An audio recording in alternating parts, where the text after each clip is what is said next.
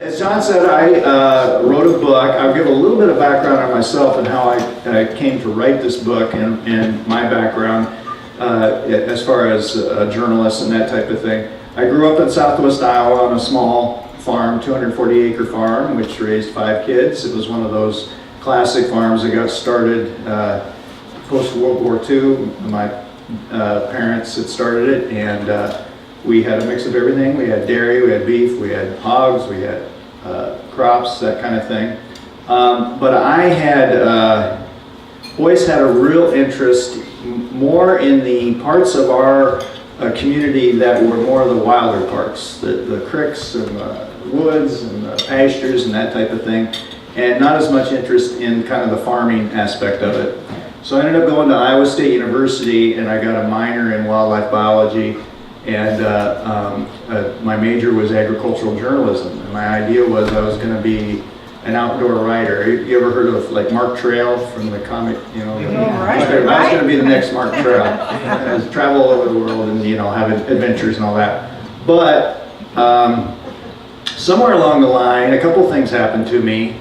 One of them was, this was in the 1980s, and this was during the farm crisis. And I started to write articles and do reporting on issues related to the farm crisis, and started to make connections between the economic devastation of our communities, of our rural communities and our farms, and what was happening to the land. And really realized that there was a connection there. And so I really started to seek out stories that would try to point out these connections. But then also, the other thing that happened to me, and this kind of led me to kind of write more about some of the farmers who were taking a different route. I had a great opportunity. There was a neighboring farmer, the neighbor of ours where I grew up, who handed me a book one day and said, "You might be interested in this book. It's this guy writes about stuff that kind of takes you through the seasons, and he'll take one little small thing and then he'll kind of extrapolate it to look at the bigger picture."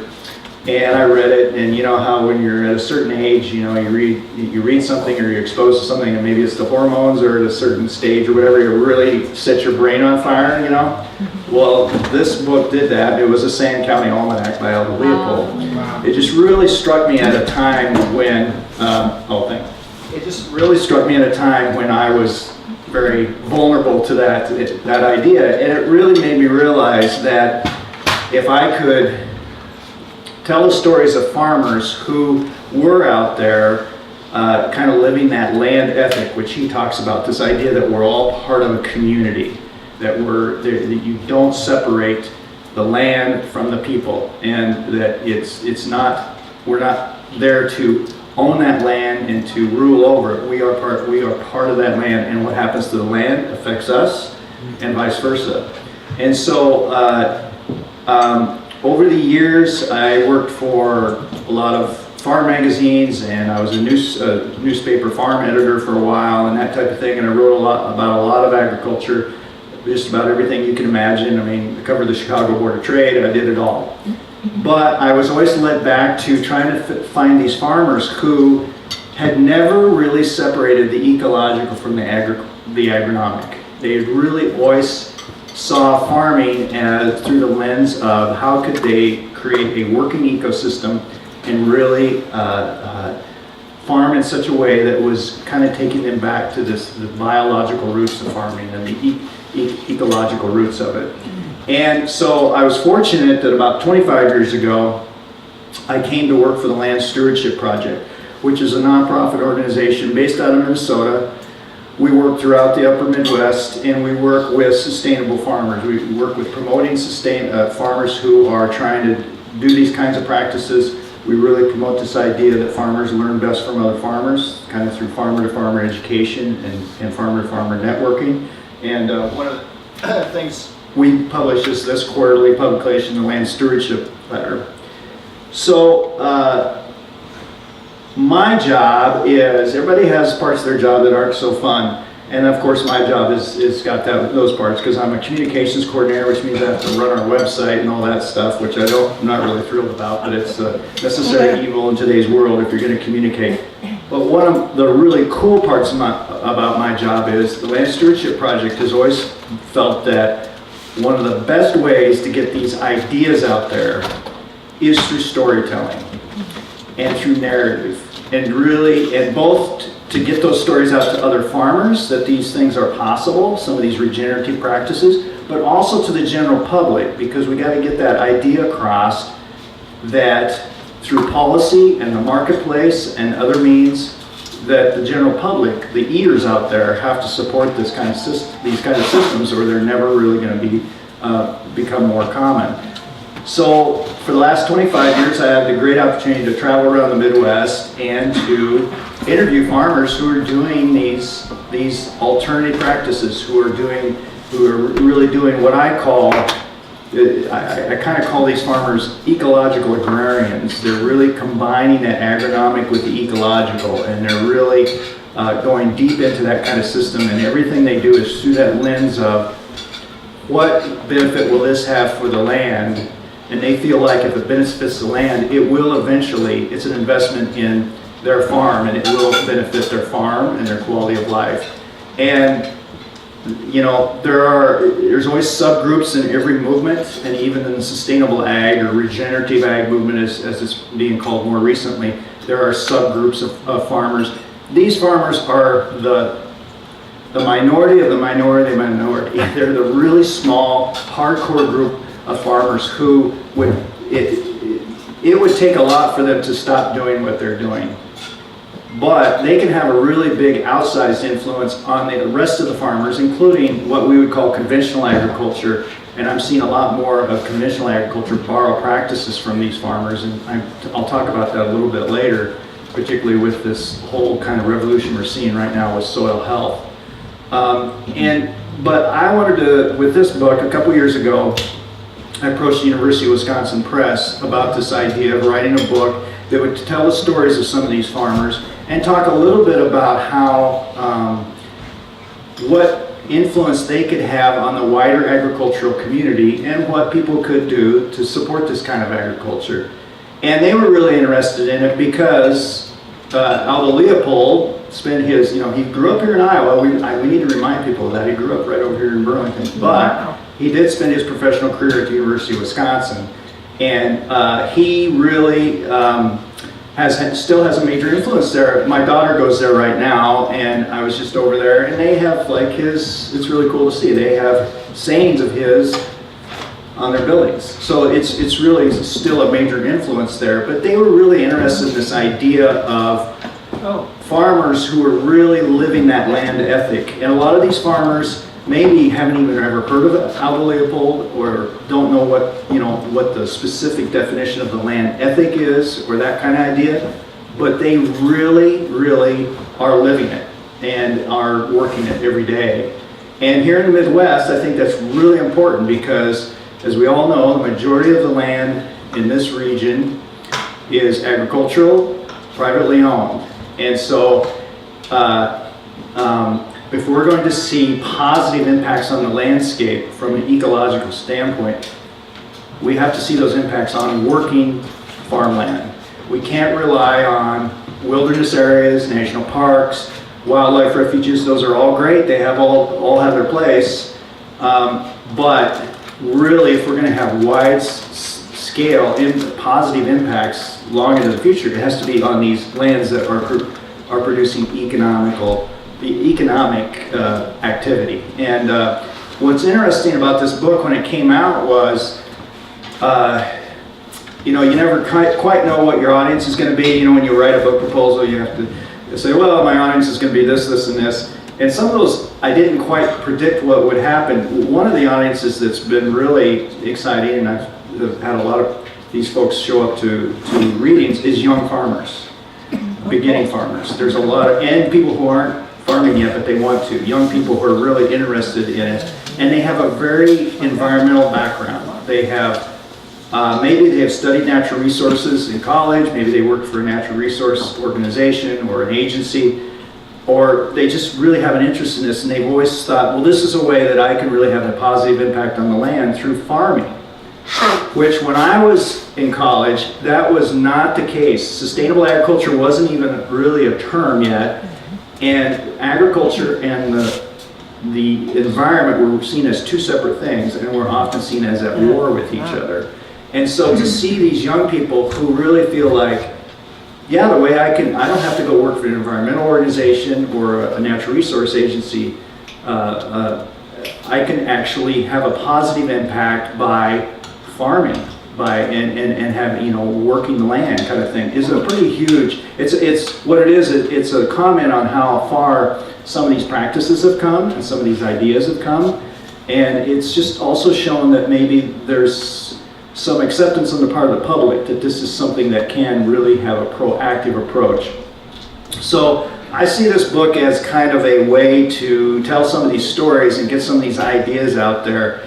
And the bad news is these farmers are not in the majority by any shape of the imagination. They're, like I said, very much of a minority. The good news is, through my work with the Land Stewardship Project and some of the work we've been doing, in particular in the past couple years on soil health, we've been doing a lot of soil health workshops and field days throughout the upper Midwest, and we work with like Practical Farmers of Iowa here in Iowa, and some other groups. We are seeing, well, for example, we just had a soil health workshop last week in southeast Minnesota. It was standing room only. It was 100 farmers. We couldn't have fit any more people into that church basement. I'd say 90% of them were what you would call conventional farmers, corn, soybean farmers. And they were there because they're starting to see some of the shortcomings of the systems they're using. And they're using some very innovative systems, including no-till, which is a great system. It has saved, I don't know, untold billions of tons of soil over the years, but we're starting to see the limitations of that system, with climate change, with, some of the just situations where this intensive treatment of the soil, even if it's not being plowed up, we're seeing some biological life that's not there anymore, and they're realizing they have to bring that biological life back through cover cropping, through diverse rotations, that type of thing. Well, who are they going to learn those ideas from? These ecological agrarians. So these workshops, it's really neat to see, because you're seeing these, what I call ecological agrarians, wildly successful farmers who maybe their neighbors really wouldn't have much to do with them in the past, but now they're kind of borrowing some of their ideas on building soil health, that type of thing. So that's really, it's a way for these farmers who, like I said, are very much in the minority to kind of punch above their weight a little bit and to maybe have an impact on a wide scale landscape level. And that's important because we're dealing with water quality issues right now, with wildlife habitat disappearing, and climate change, trying to figure out a way to sequester more carbon in our soil. And if we just rely on these few these ecological agrarians that I write about, we're not going to get there. We've got to get more of the farmers who are farming thousands of acres of corn and beans right now, but who control a lot of land. And if they could just borrow some of those ideas, you could really see some widespread impacts. I mean, there's been some studies showing that if they could just sequester a little bit more carbon in their soil, we could have some really big impacts on water quality and on greenhouse gas sequestration. So I was talking about one of the audiences that surprised me was these beginning farmers. The other audience that surprised me, and I've been hearing a lot from some of these scientists via email, and these are scientists who are ecologists and who have always been in that area of ecology and have never really paid attention to agriculture.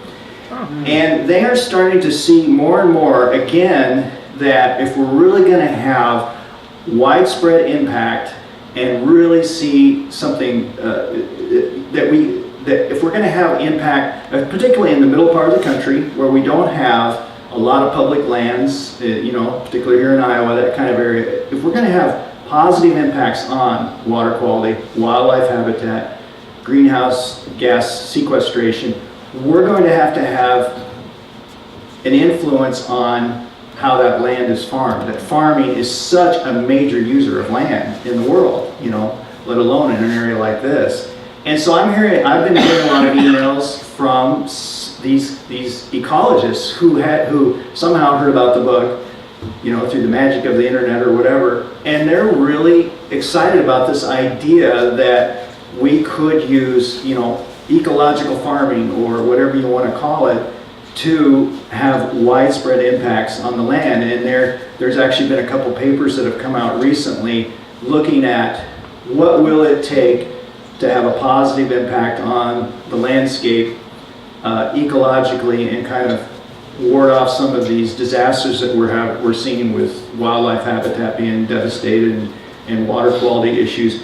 And these papers are more and more coming down to, yeah, we need to have wilderness areas, we need to have preserves, that kind of thing, but more and more we will need to have ecological farming take place on private lands and working landscapes.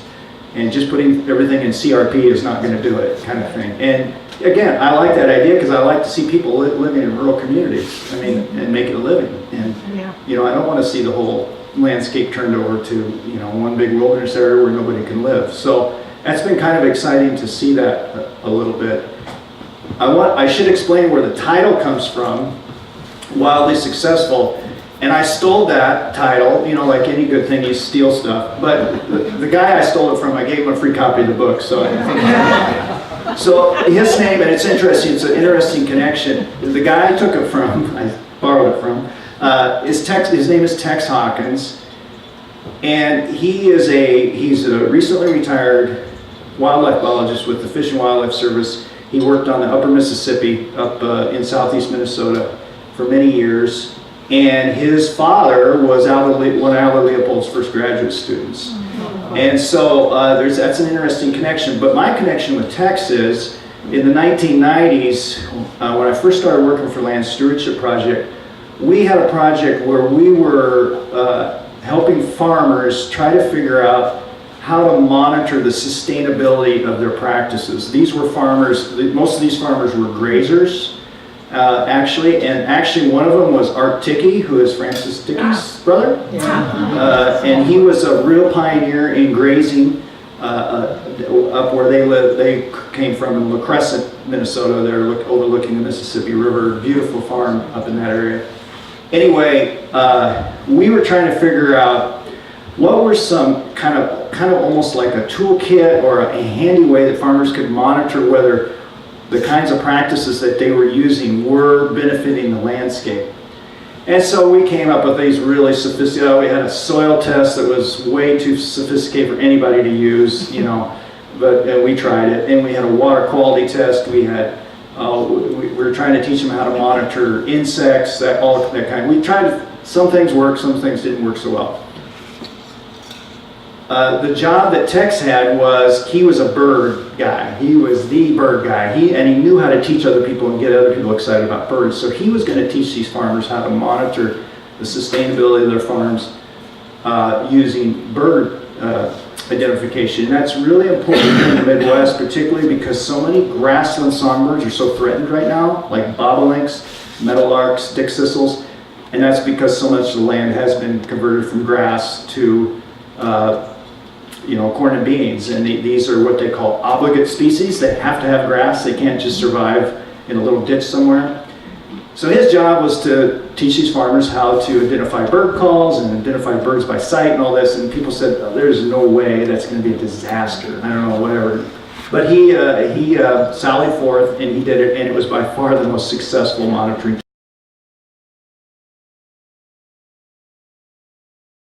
tool we had. Because these farmers, particularly because they were grazers, were out moving fence every day. They were, moving livestock, and they're good observers. To be a grazer, you have to be a very good observer. And so they were able to identify birds, and then they were able to make connections between, for example, with bobolinks. If they grazed their pasture in a certain way and maybe left some grass ungrazed and then didn't graze it as heavy or whatever, and they were starting to see more bobolinks nest in this particular area. Well, that's a sign that your grass habitat is very healthy. Well, then they started noticing the productivity of their beef cows and beef cattle and their dairy cattle was going up when they grazed them in these certain areas. that where they had done a certain kind of grazing that benefited the bobolinks. So that's gold, because they were able to make a connection between more bobolinks on the land and more economically viable farm, frankly. And so they really were starting to brag about how many bobolinks they had nesting on their things, instead of talking about yields and that kind of thing. And that's really, Tex was really successful at that. And so anyway, getting back to my original, the title, I spent a lot of time walking around on farms with Tex, and it was really great because he's a wildlife biologist, and I took just enough wildlife biology in college to think I knew what I was talking about, but I really didn't. He really knew it. And so it's really fun, you know, if you ever get a chance to walk the land with somebody who has an expertise in a particular area. Entomologists are like some of the funnest people to do that with, but wildlife biologists are cool too, and birders. And he would see that farm in a different way than I would ever see it.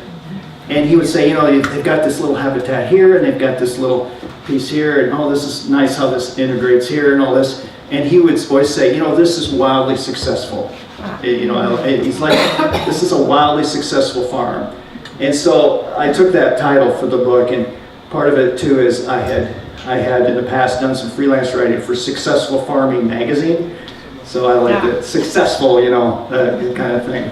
So that's kind of what brought me to write this book. And, you know, it's, like I said, it's not the end all, this is the way agriculture is going, this is not a revolution. I did approach a couple other publishers, and they were saying, well, can we get revolution in the title? I'm like, no, it's not a revolution, sorry. I wish it was, but it's not. There are some little mini revolutions going on out there, but this is not a revolution. I don't want to mislead people. But it's just a little bit of a report of kind of what's going on the front lines a little bit. So I may read a couple pieces from it, just to give you a flavor of kind of what I'm trying to get at here. And I'm going to just read from the intro chapter a little bit, just maybe to give you a better idea of what I mean by this idea of wildly successful farming, and kind of how it ties into some of what Leopold was talking about. You know, if you haven't read Sand County Almanac, or haven't read it recently, I'd recommend reading it. I was just rereading a couple chapters the other day. It's really still very relevant. And you know, things have changed a lot since he wrote this. I mean, it was published in 1948, year after he died. But and he was writing a lot of stuff in the 20s and 30s. But it's still really relevant. Anyway. Wildly successful, partly because it's a play on the title of a well-known farm magazine, Successful Farming. Just as a pop musician pines to be on the cover of Rolling Stone, it's long been acknowledged in the agricultural world that to have your farm featured in a magazine like this offers up lots of... I skipped a line here. I should have marked this better. It's long been acknowledged that in the agricultural world that to have your farm featured in a magazine like Successful Farming is a sign that you've arrived. Farm magazines like this offer up lots of practical advice, but like their glossy counterparts in the suburbs and cities, they also have an aspirational component to them. You too can be a successful farmer, as the message their profiles and photographs convey. Such success is measured by how many bushels are being produced, on how many acres, utilizing what kind of technology and inputs. However, there have always been groups of farmers who measure success based on how well their production systems interact with the land's natural functions. When done right, these farms are able to succeed not only ecologically, but financially and from a quality of life point of view. These are the wildly successful farmers I refer to in the title of this book. And we're not just talking about farms that are homes to ducks and deer. Wildness in this case extends beneath the surface as well. Healthy soil is perhaps the most diverse ecosystem on Earth, and maintaining its diversity to the point where natural systems can function has repercussions all the way up the food chain to us. So this book isn't just about marshes and prairies, it's about farms that give a variety of natural forces the opportunity to interact with human-driven forces in a positive way, literally from the ground up. Some of those interactions happen through a hands-off approach, others are more directed. Either way, Thought and conscious decision-making must go into the process for it to be successful. This is, after all, for all intents and purposes, the Anthropocene, a geological epoch dominated by the actions of human beings. This book tells the stories of farmers across the Midwest who are balancing agricultural productivity with a passion for all things wild. These farmers are utilizing a wide range of techniques and strategies, but they are united by a single philosophy, which is to approach working lands conservation as, to quote Aldo Leopold, a positive exercise of skill and insight, not merely a negative exercise of absence or caution.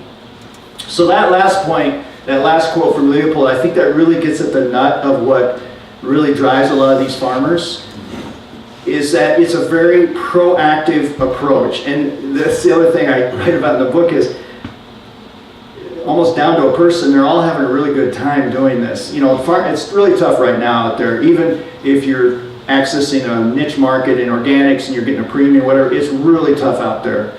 But these farmers are finding joy out there, kind of really challenging themselves, being creative about what they're doing. And it's a little bit of this balance of kind of setting in motion certain things going on your farm, kind of from an ecosystem standpoint, and then maybe knowing where to stick your fingers in there and kind of intercede, but then also knowing when to step back and not always trying to drive every system, because, you know, as they say, nature bats last and it'll kick you in the butt just when you think you know what you're doing.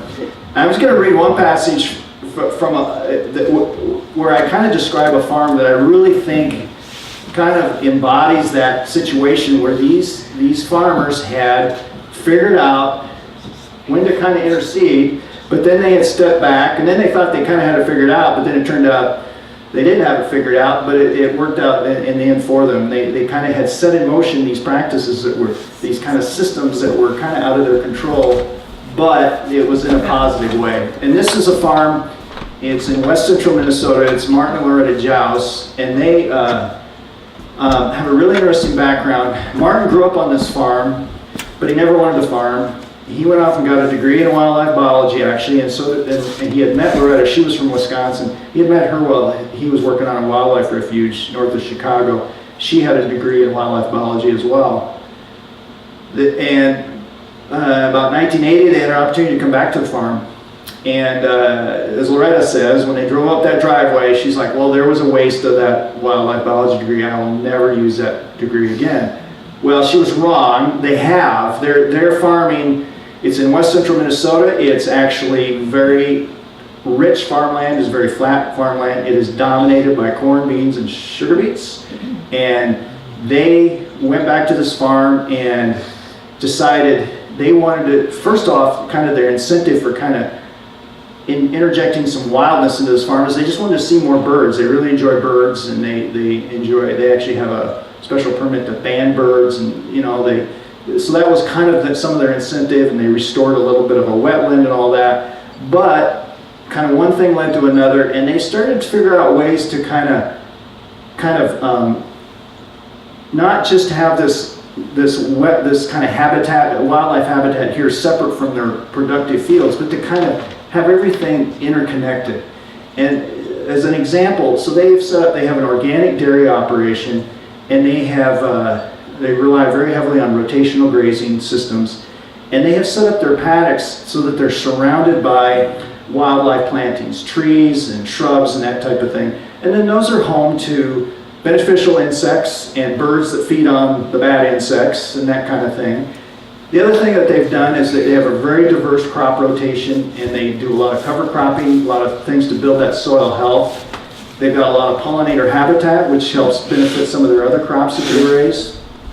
And they all kind of, it's that this wetland that they restored, kind of because they wanted to see birds, is great, but it's kind of separate from the farm. What's really exciting is how these other things that they've done have interacted.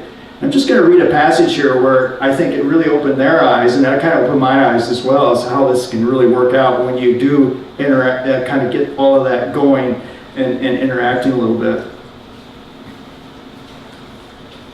If I can find it. Now I'm going to learn here. I always take out my bookmark, and then later I go, oh, Why can't I find that when I want to read that section again? So here we go, and I could have put it back. Okay.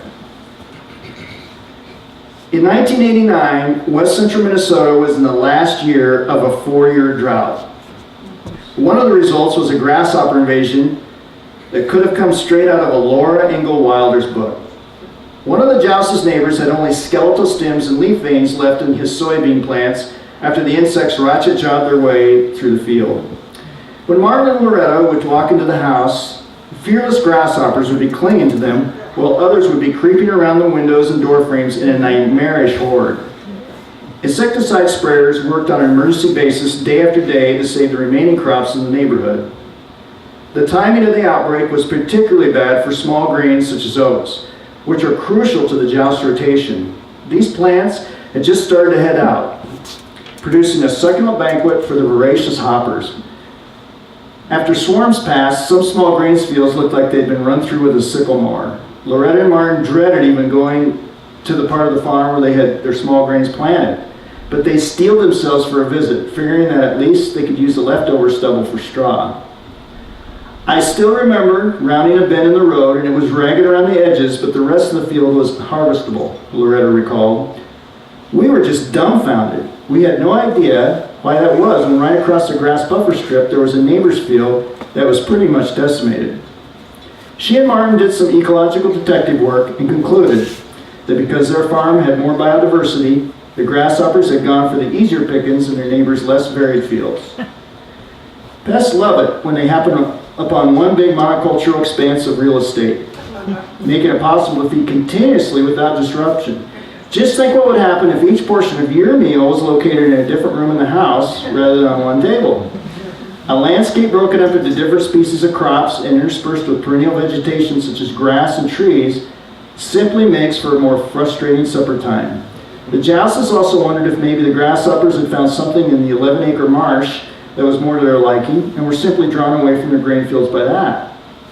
The experience left them feeling positive about their decision to make biodiversity a cornerstone of their operation. But 5 years later, the farmers learned that the answer to their mystery had deeper roots, so to speak, than they could have ever imagined. While Loretta was telling the grasshopper story during a bus tour of the farm, a veterinarian who works with organic farmers interjected to explain what really happened. It turns out biodiversity had saved their fields. All those rotations and other soil-building measures had cooked up such a complex, healthy biome that their fields produced grains extremely high in sugars. Sugar is a critical ingredient in making intoxicating beverages. I remember an uncle of mine talking about how back in the day he mounted heavy-duty shock absorbers in the back of his coupe so he could make money hauling lots of sugar for moonshiners. So you guys have heard of Templeton Rye? Yeah. Well, my ancestors, not so long ago, made the original Templeton Rye in southwest Iowa. And Did you burn some? no, I didn't bring any. No, sorry. You have to have a special. You can still get it some places if you have a special connection, but I don't have that connection anymore, unfortunately.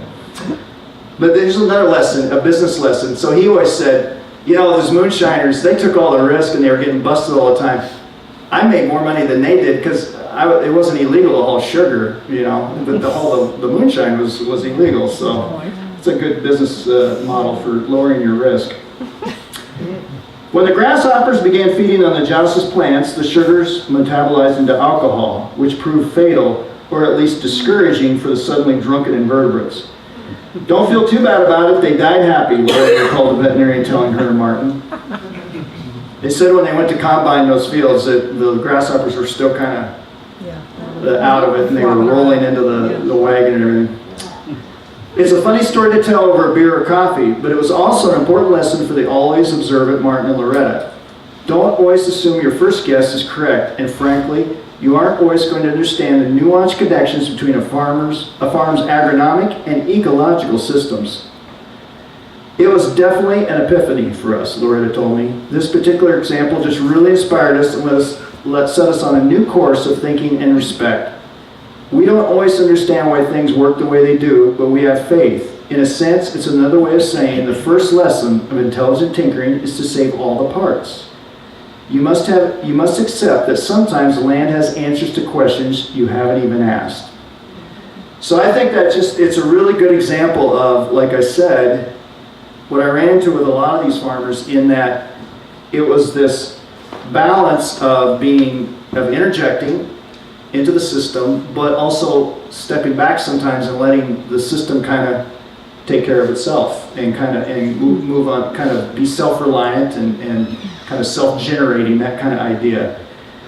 And one of the things that I guess really, as I was mentioning before, this idea where some of these ideas can really, I think, spread more in what we would call the conventional ag community is centered around this whole idea of soil health and building soil. You know, it is, I said it, I think, whenever I read that passage, I go, I wish I could have taken that word out. I said soil is perhaps the most diverse ecosystem on earth. You could take the perhaps out. It is the most diverse ecosystem on earth. It is incredibly diverse.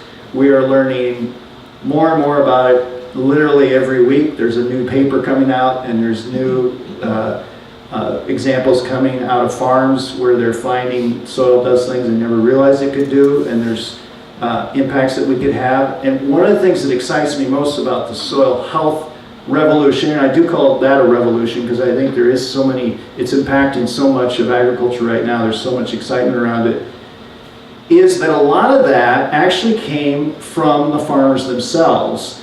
And I was fortunate enough a few years ago to go to North Dakota, where a group of farmers had teamed up with soil scientists and soil conservationists and water quality experts and microbiologists and some other folks.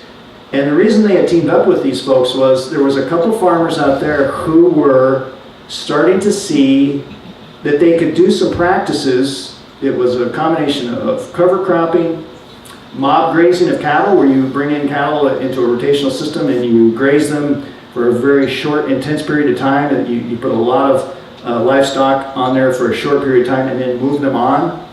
And you often leave half of the vegetation uneaten, which is, when I was growing up on our dairy farm, we tried to get every bit of grass we could off there. Well, this idea is you're moving them quickly, you're stomping that biomass down into the ground, and you're feeding that biology. You're feeding what they call the subterranean herd. You're feeding the soil, and it's an investment in the future quality of that pasture, because then you can bring the cattle back into rotation and grass is recovered and that kind of thing. So it's a combination of that. They were grazing cover crops. They were using no-till in combination with this.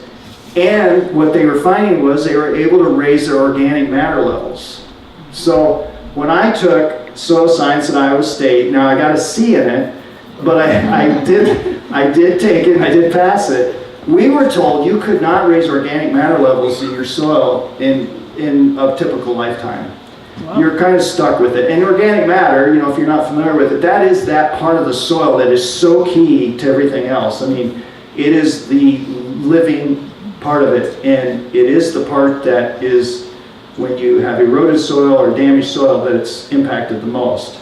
So we have long been told, and Ray Weil, who's a soil ecologist from the University of Maryland, who I write about, he's written like the book on the principles of soil. He has had to rewrite his chapter on organic matter because of some of the work that these farmers have been doing in North Dakota and later in other states. And what was happening was they were raising their organic matter levels in a matter of years, you know, some as little as 3 years, you know, more likely it was like 3 to 5 years, but still, it was a pretty short period of time. And as a result, when you raise your organic matter level, so many positive things are coming out of that. You're sequestering carbon, you are able to retain more moisture in your soil and get through those really dry, droughty periods. Your soil has more natural fertility, so you're not as reliant on chemical fertilizers to apply. You know, it's more resistant to pests. There's all these benefits that you get out of that, raising that organic matter level. And this was as a result of these farmers doing it, and they were like, my organic matter levels are going up. I didn't think they should be able to do that. And these scientists, they were like literally dragging them out to their farms and saying, tell me what's going on here. And these scientists were like, I don't know, this shouldn't be happening. And so I really like that, because I think that's another key way that we could see some widespread changes in a positive way on the landscape, because when I went out to North Dakota, and then I later went to Indiana, where they had set up similar teams based on this North Dakota model, where you bring together kind of interdisciplinary groups of people, farmers, soil scientists, conservationists, water quality folks, all that kind of thing. They were all able to bring them together, and they were excited again. It was fun for them to kind of figure this out together, kind of thing. And it was a two-way conversation. They were learning from each other rather than the typical, frankly, land-grant model of, here's the expert from the Extension Service handing down the information to you. One key thing when I was talking about Indiana, which, by the way, Indiana now, I'd say in an average year, 30% of their land, their corn, soybean land, is cover cropped. Wow. Here in Iowa, we have had big increases in cover cropping. Still, it's under 3%, I think, is the latest stats I've seen. In Minnesota, it's pretty dreadful. We're maybe lucky if it's 2%. And that was because of this team approach. And one of the main people they brought in on this team, and I think this was key too, they kind of took it one step further than they did in North Dakota. They brought in implement dealers and seed dealers. Because to do cover cropping, especially in the Midwest, where the weather really bats last year, you often have such a narrow window of opportunity, you need to figure out some innovative ways to get that cover crop in, and using interseeding and that type of thing. So they brought in the implement dealers and local welding shops, that kind of thing, so they could modify equipment for farmers and figure out a way that they could interseed, for example, using these high boy sprayers, the big tall wheel sprayers. They figured out a way to modify those so they could go in August and interseed cover crops in their corn crop, and then when they take off the corn, the cover crop grows up. Well, that was a business. That was another business. It was another source of income for these local welding shops and for these implement dealers. And then the seed dealers, well, cover crop seed. I mean, it was another market for them. And so they realized that in order to see this on a wide-scale basis, they needed to bring in all aspects of the community. And farmers rely on these implement dealers and these seed dealers and these local co-ops. That was the other partner they brought in, was co-ops, because they could make the argument to them that this is a time when you need to be putting on cover crop seed. You could use the people that you use to drive your fertilizer applicators. This is a time of year that they can be kept busy when they normally wouldn't be busy. They can be putting on cover crop seed. So I think that's a really good example. And so here's the other thing, and I'm just going to jump over to Indiana a little bit. And they took this idea from North Dakota, but then they took it one step further, like I said. But the other thing that Indiana did that was really well done, I thought, is they kind of made sure they kind of did a lot of cross-pollination between and kind of intermixing between what I call the ecological agrarians and the more conventional farmers. And they would do it like through field days and workshops and through social occasions, any chance they got. Because there were there's these farmers, as there is everywhere, who, because of the soil health, the excitement over soil health, that they are really into it. They're staying up all night watching YouTube videos of microbial fungi and all that. And they're going to do it no matter what, Well, these more conventional farmers, the ones that were farming thousands of acres of corn and beans, they were often ones who had been pioneers in no-till agriculture. And Indiana was a real leader in that, and there's various reasons for that. But as a result of them being a leader in it, they were one of the first states that started to see some of the shortcomings of the no-till system. That you were going to need to build your soil biology if that system was going to keep being sustainable. There's a couple of issues, like I said, climate change, and just the fact that soil had really been kind of biologically dead for so long. They were starting to see They were starting to see erosion on no-till land when they shouldn't be seeing erosion. So they were really hungry for information on how to build the ecology of their soil, and so this was another part of that team effort. Was they brought in, they figured out a way to get these ecological agrarians to mix in with these farmers, and big scale farmers were often approaching it from a economic standpoint. You know, I've invested all this equipment, all this money into no-till, and now it's not working. You know, how can I keep doing this and get it so it works? You know, that they were starting to spend a lot of money on going in and using these diggers to kind of break up compaction. And one of the most striking stories I ran into is there was a guy named Dan Devoe who farms several thousand acres in western Indiana, west central Indiana. And he really approached it from a very, very financial point of view, really nuts and bolts economics. He had grown up on the farm, went to Purdue University. I think he got his MBA, went and became an investment banker in Chicago, but then he came back to the farm and he was really looking at things through kind of that financial lens. But he didn't really think cover cropping or anything, that he needed to do any of that. He was doing no-till.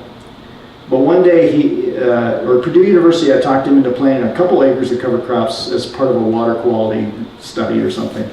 And one day he was digging out a tile line, and he noticed that the cover crop roots, and I really like this term, were bio-drilling down through the soil profile and breaking up that compaction.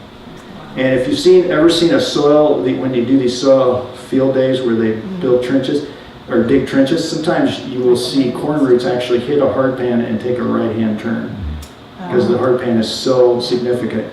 Well, Dan Devoe did the math in his head about how much diesel fuel he was spending and how much wear and tear in his equipment to do deep tillage to break up his hard pan, and then he compared it to the price of his cover crop seed.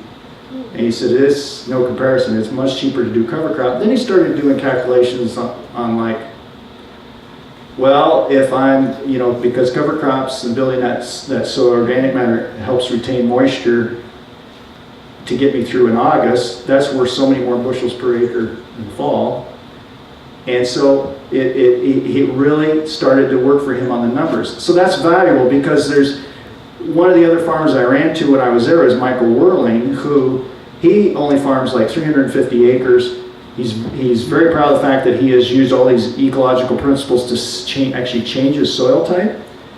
And he's going to do that no matter what. He's doing fine financially, but that's not his main driver. Well, he's interacting with people like Dan Devoe. And so Dan Devoe was like, wow, I need to learn more about how to build biology in my soil. So he's starting to talk to Michael Whirling. And now, you know, the numbers thing, the kind of financials kind of got him into it. But now he's starting to plant like more diverse cover crop species. He's looking at maybe integrating some other practices in there, and he's borrowing these ideas. So I think that's a really good example of, like I said, you know, people always say, well, how can we scale this up? How can we see? And Dan Devoe maybe will never be what I would call a ecological agrarian or a wildly successful farmer, but he is going to have a positive impact on a lot of land. And he's also going to, he's actually going to have more influence in the conventional farming community than Michael Whirling is. And Michael Whirling knows that. He says, yeah, they don't, you know, most of them don't pay attention to me, but they'll pay attention to Dan Devoe because he can talk the numbers and that kind of thing. So that was kind of an interesting thing that I tried to describe in the book a little bit. I'm just gonna, how long do we have here? I don't want to overstay. As long as you want. As long as you want. Don't say that. Yeah. So maybe, We want to leave a little time for another, discussion. Okay, Yeah. so maybe I'll read 2 short passages. Perfect. Yeah. And then, yeah. Yeah. If I don't leave any time for questions, then I don't have to field any tough questions. Yeah, that's the whole point. Yeah. One thing I wanted to read a passage here because I wanted to touch again on this idea of young farmers, because no agriculture is sustainable unless you get young farmers interested in it. It's just, and it's not regenerative. It's not. There's no future. And so there was a couple of young farmers I ran into who were doing they farm near New Ulm, Minnesota. And by the way, I write about farmers in this book. They're from Iowa, Minnesota, Wisconsin, Dakotas, and Indiana. So a couple of these examples are from Minnesota. This is just because of what I had marked, but there's from other states as well. But anyway, this couple, Brooke and John Nicely, They have it's small, but it's making a living for them. It's a couple acres of vegetables actually you can get a pretty good income out of it. It's an orchard and vegetables, and it's a CSA, and they do direct marketing, and they do farmers markets near New Ulm, Minnesota. But they're completely surrounded by corn and beans, and they really they've planted native prairie as a buffer around their operation, and to deal with pesticide drift, that kind of thing, and have really made this into a kind of little piece of paradise there. And I was really struck by it because I think it's a really interesting example of they really were enjoying what they were doing in a community that has lost a lot of young people. John was originally from there. They had both gone off to college, but then had come back and decided to do this.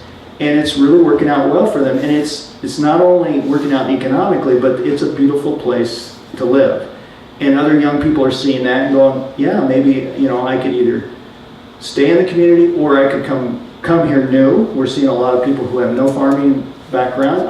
One of the things the Land Stewardship Project does is we have a beginning farmer training program called Farm Beginnings. And one of my jobs is to go and interview people who have taken the class and then write profiles of them. We've graduated something like 900 people in the last 20 years through that program. I'd say about 60% of them are farming. If they decide not to farm after they take the class, we actually consider that a success, because that shows maybe that it wasn't for them, rather than them going and then failing. But what I find is, I'd say about half of them don't have any farming background. Maybe they didn't even grow up in a rural community. And since I grew up on a farm, I can be kind of judgmental, and sometimes I'd interview these folks and I go, geez, she has a music degree from St. Scholastica? Oh, they'll never make it. And I check in with them a couple years later, they're the most successful ones half the time, because they have no preconceived notion, and they aren't weighed down by the baggage of, this is the way my grandparents did it, this is the way my parents did it. They can come at it with fresh eyes. So it's kind of interesting. Anyway, John and Brooke are a nice mix, because she had no farming background. She grew up in Eden Prairie, Minnesota, but he did come from a rural background, so they kind of have that nice mix. But if we're going to attract and keep young people in rural communities, we have to make them pleasant places to live and to be around. And more of these younger people do have an ecological conscience and an ethic, and they really want to live somewhere that's got wildlife, clean water, things that we should all want, but sometimes we get used to things the way they are. So I'm just going to read a passage about this farm. It was really something to see, kind of coming upon it in the middle of the growing season. And New Ulm is kind of in that south central part of Minnesota. It's that really rich Minnesota River Valley area where it's flat and it raises a lot of good crops down in there. Corn, beans is how Brooke nicely summarized the general landscape of her neighborhood while taking a break from picking beans, the green kind, not soy, on Alternative Roots Farm one evening in late summer. She wasn't exaggerating. While driving to Brooke and her husband John's vegetable farm and orchard in southern Minnesota, I negotiated a curve in the road where corn crowded in so closely I felt like I was driving through one of those car-sized holes bored through giant redwoods during a less than light in time. It gave one a sense of monocultural myopia. But once I arrived at the nicely 4-acre island of biodiversity and took a tour of the strip of restored tallgrass prairie that separates their garden and orchard from all those acres of corn, my brain was challenged to take in all the sights, sounds, and smells. It was like plunging from a desert island into the waters of a tropical ocean reef exploding with life. First the sights: wild bergamot, grayhead coneflower, golden alexander, blazing star, anise, black-eyed Susan, goldenrod, and perhaps the coolest name one of them all, rattlesnake master. I was hoping so much to get this one to grow, said John as he grabbed the bristly edges of the rattlesnake master's leaves. It's the only native yucca plant in Minnesota. It's cool. With equal excitement, he pointed out a cup plant, a tropical-looking sunflower like aster whose leaves indeed form cups. Water collects in these natural bowls, which goldfinches often drink from. A red admiral butterfly fluttered by as I examined it. Then the sounds. The air was an electric cacophony of bees, 12 different species by the Nicely's count, wasps, and innumerable other insects as they droned from flower to flower, completing the sexual dance so key to flora and fauna. As the summer evening wore on, the undulating thrum of cicadas started up. I was reminded of something environmental writer Craig Childs penned after spending 2 days backpacking in a north central Iowa cornfield. I listened and heard nothing, no bird, no click of insect. And finally the smell. By the way, I don't know why he backpacked in a cornfield, but there's more to that story. And finally the smell. I noted some bees emphatically working over the purple flowers of a mint called Anise hyssop. I'm butchering these names, I'm sure, you folks that know prairie plants, but maybe you get the idea. John invited me to take a flower, crush it, and hold it up to my nose. The overwhelming, the pleasant aroma of licorice engulfed me immediately.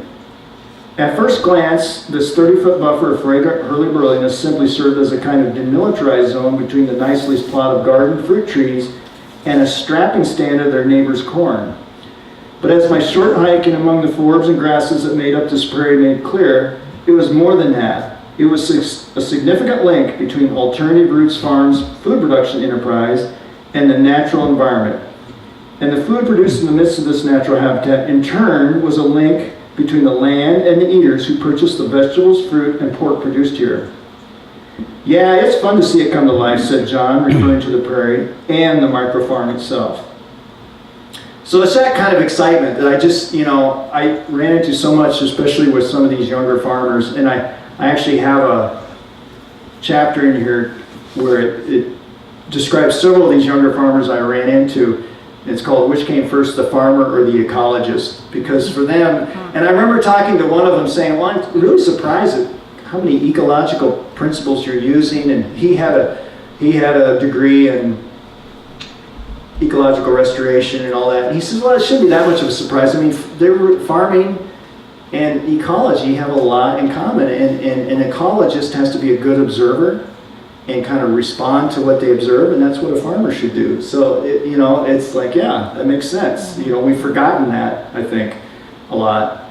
And I also want to make it clear that I talk about some of these people who have backgrounds in maybe academic or professional backgrounds in ecology, and then they go into farming. That's not the majority of farmers that I ran into. There was some of those stories that I told that were, but one of the most ecologically aware and successful farmers I ran into was a guy named Dan Ginigas, who's a grass-based beef producer in west central Minnesota. He started farming when he was 14, raising sheep on rented land. I don't think he actually ever bothered to get his high school diploma, so he has no academic background in ecology or whatever, but that guy knows every plant on his farm. He is just an incredible observer, and just in the short time I've known him, I've seen him change his farming practices. He was doing some things that were considered very innovative, and then next time I was out at his farm, he said, that was conditions have changed, and I've learned about some different ideas, and he had changed those yet again, and it was all through observation. He's also one of these people who will go to, one of the funniest things I ever saw him do was he went on a bio blitz, which I don't know if you're familiar with that, but it's like a 24-hour scavenger hunt. You go out to a wildlife refuge or a natural area. It's often put on by an environmental organization or something, and they get citizens to come out and do it, and you try to count as many birds, insects, reptiles, whatever plant species as you can. Well, he had shown up at one that was being put on by the Nature Conservancy, and by the time he was on the plant walk, the prairie plant walk, and they had a prairie ecologist that was leading it.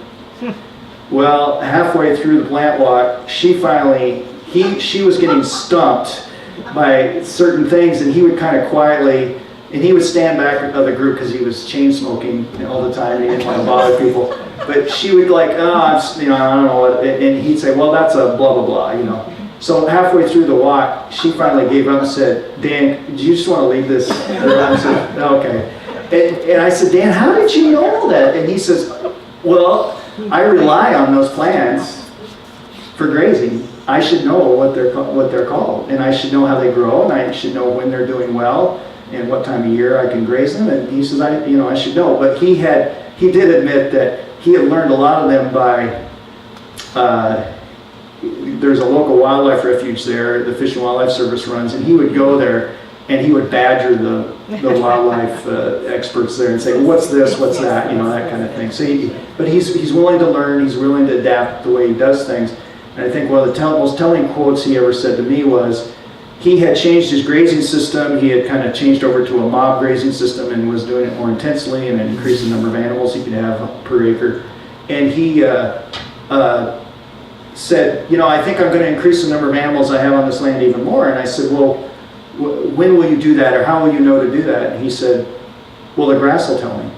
Wow. I was like, wow, yeah. He's just always, that's the way he's thinking. And the other thing about somebody like Dan, and this is what I found across the board with all these farmers, whether they had, a master's degree or whether they didn't have any academic background, or whatever their background was and whatever their experience was, almost all of these wildly successful farmers or ecological agrarians, whatever you want to call them, didn't give a damn what their neighbors thought. And Dan was the classic example. He didn't really care what other people thought. Now that you can take that to an extreme sometime. I mean, he cared about his community and he wanted to see his community thrive, but he wasn't really affected by peer pressure. And that allowed him to experiment and do things that are pretty out there because he really didn't care. And I noticed that with a lot of the farmers, they were willing to, because that is a powerful force, peer pressure. It's like, why do farmers keep doing the same thing and kind of getting the same results that aren't working? It's peer pressure. I mean, we're all vulnerable to that. And I think that was a really, he was a really an ultimate example of that. The guy I